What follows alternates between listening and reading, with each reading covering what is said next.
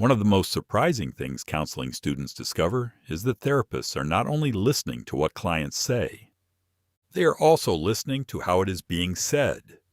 The pauses, the hesitations, the changes in tone, the words that are repeated, the words that are avoided, the moments where emotion appears unexpectedly. At first, this can seem strange. After all, isn't therapy mostly about listening to what somebody tells you? In one sense, yes. The client's story matters. Their experiences matter. Their words matter.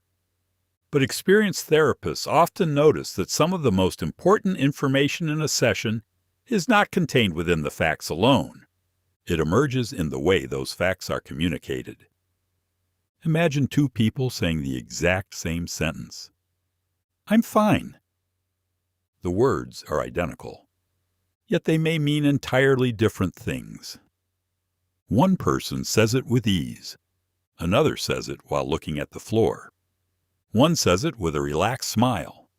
Another says it after a long silence. The sentence remains the same. The meaning changes. This is one reason therapists become interested in more than the content of a conversation. They become curious about the process, not only what is being discussed, but how it is being discussed. This distinction often takes time to appreciate. Beginning therapists understandably focus on remembering information. What happened? Who was involved? What was the timeline? What details are important? These things matter. Yet over time, many therapists begin noticing something else. Patterns begin appearing. A client repeatedly minimizes painful experiences. A client laughs whenever vulnerability appears. A client becomes highly articulate when discussing other people, but struggles when discussing themselves. A client talks about anger, but their body seems filled with sadness. None of these observations prove anything. They are simply things to become curious about. Therapists are often less interested in reaching conclusions than they are in noticing possibilities. Consider somebody describing a difficult breakup. As they speak, they provide every detail. What happened? What was said? How long the relationship lasted? Who initiated the separation? Yet throughout the entire story, there is almost no emotional language. No mention of sadness. No mention of grief. No mention of disappointment. The facts are present. The feelings seem absent. An experienced therapist may wonder about that. Not because they know what the client should feel, because the absence itself becomes interesting. Sometimes what is missing can be just as informative as what is present. This is why therapists often pay attention to themes. Themes can appear across many different conversations. A client may repeatedly describe situations where they feel responsible for other people's well-being. Another may consistently place their own needs at the bottom of the list. Another may talk about achievement whenever conversations move towards self-worth. At first, these moments can seem unrelated. Over time, a pattern begins to emerge.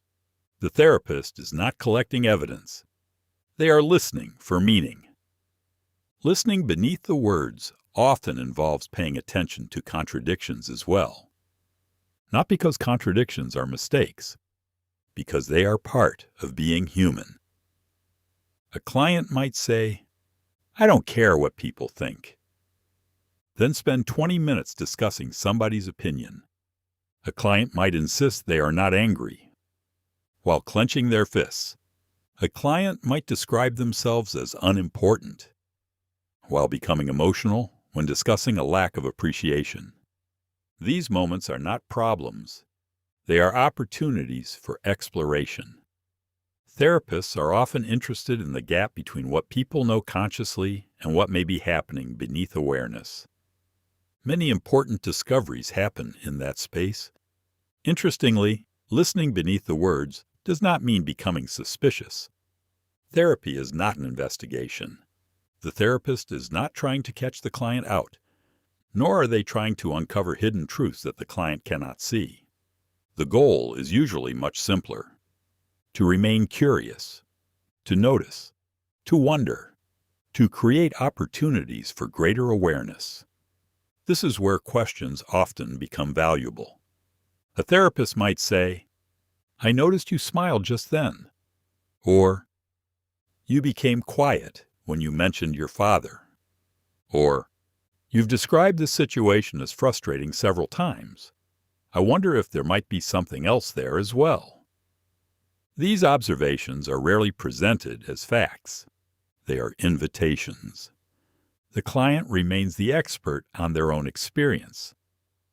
The therapist simply helps bring certain things into view. Over time, clients often begin developing this skill themselves. They start noticing patterns they previously overlooked. They become aware of emotions earlier. They recognize familiar reactions. They catch themselves repeating old assumptions. The therapist's curiosity gradually becomes the client's curiosity. And this may be one of the most important developments in therapy, because meaningful change often begins with awareness. People cannot explore what they do not notice. They cannot understand what remains invisible. They cannot choose differently if the pattern remains hidden. This is why therapists spend so much time listening, not simply to gather information, not simply to hear a story, but to understand the person telling it. Perhaps this is what therapists hear beneath the words. Not secrets, not hidden messages, not clues waiting to be solved, but small pieces of human experience that gradually reveal a larger picture. And as that picture becomes clearer, people often begin seeing themselves more clearly as well. In our next video, we'll explore another idea that surprises many people when they first encounter therapy. Because understanding a pattern is one thing, actually changing it is something else entirely. Why insight alone is rarely enough for lasting change. We'll explore that next.